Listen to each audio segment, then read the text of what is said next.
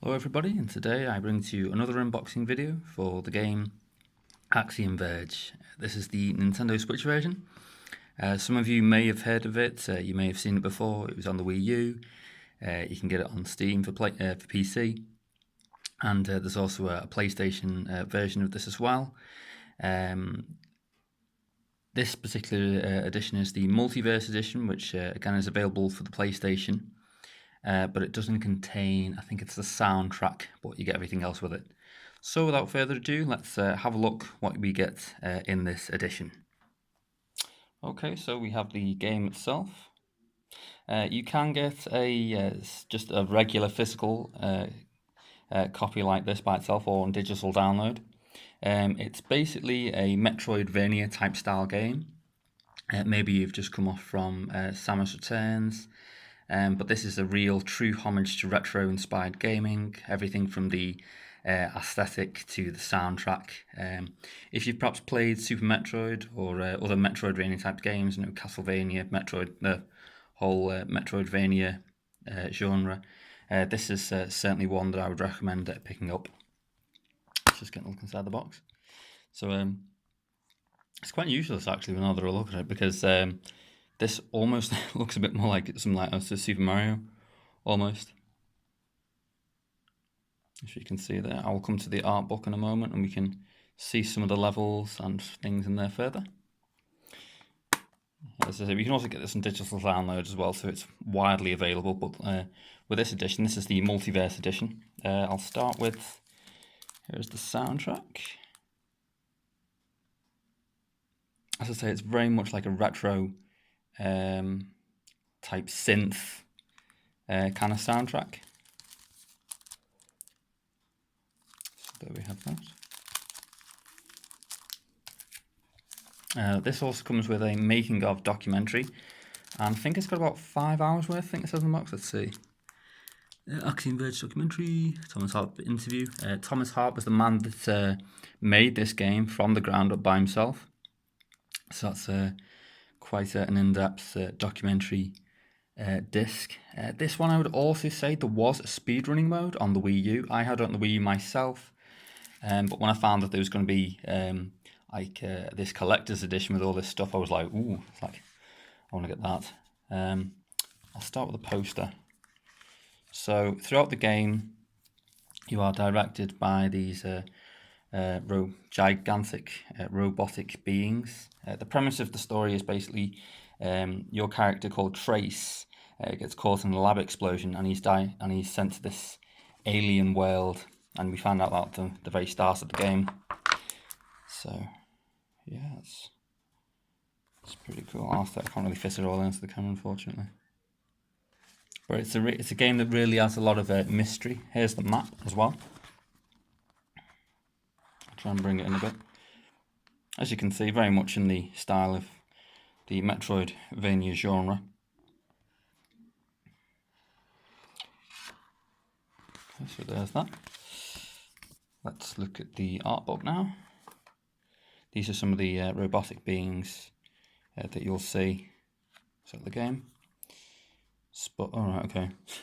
Spoiler, even the book says spoiler alert.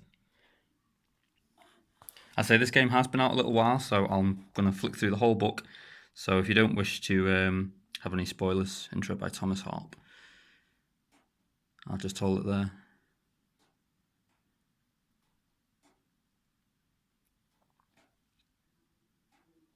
You may wish to pause this part of the video to have a read through.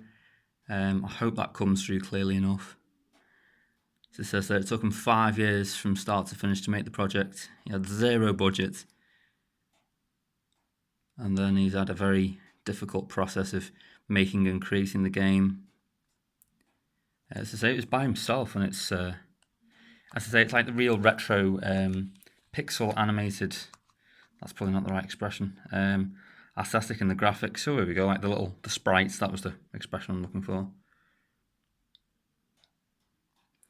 As I say, it's such a rare gem that's out there in the, because we don't really see a lot of exposure these days in these types of games.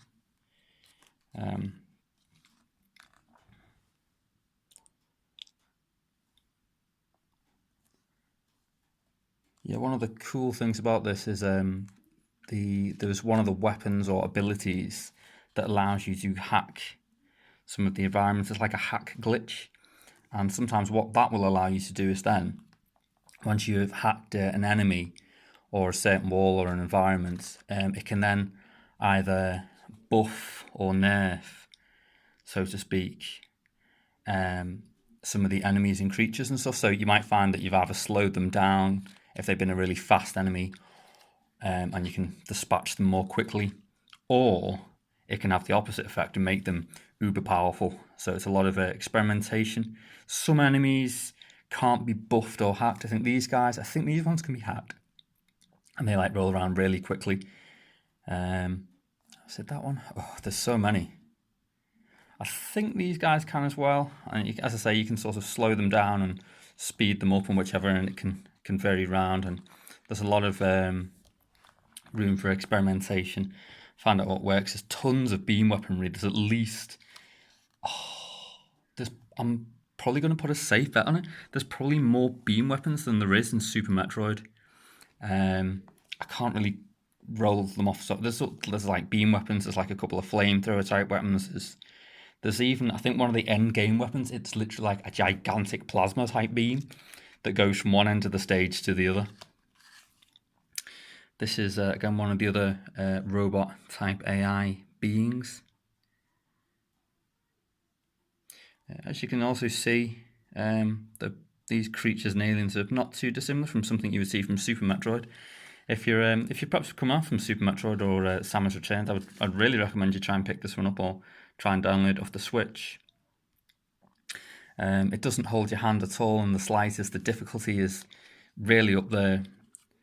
As I say, there's no real explanation as to where you go. You just get thrown into the game, and you just have to navigate around the levels and dispatch some of the bosses and just find out what the heck is going on.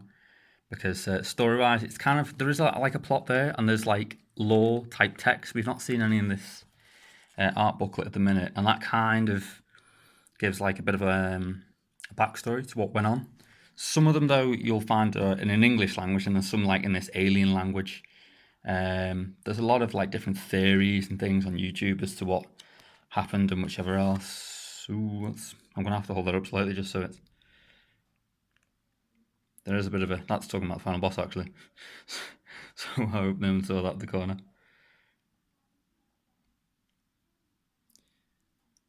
Yeah, so it's got it's a very much a game that is in mystery.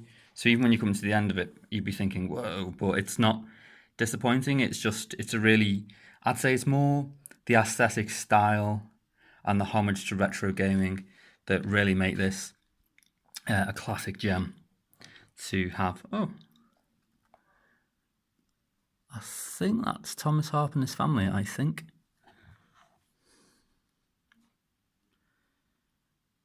You might want to pause that again for a second if you can. Hold on, I'll just read the bottom bit. Oh, yeah. Yeah, because it's. So, oh, yeah, that's right. This is my 2-year-old son, Alistair, needs special needs trust. I think there's on a video on Go Nintendo, he said about somewhere where the money was going to help. Here we go. This trust will ensure afford help with long. I'm sure you can probably just pause that and read it. I don't want to end up reading off the entire thing, but because this takes a very long time to try and upload onto Google Plus, you might just want to pause again there.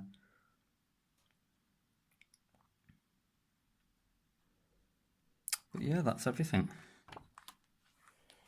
So yeah, so that's my unboxing video. Just put it all up there for you to see.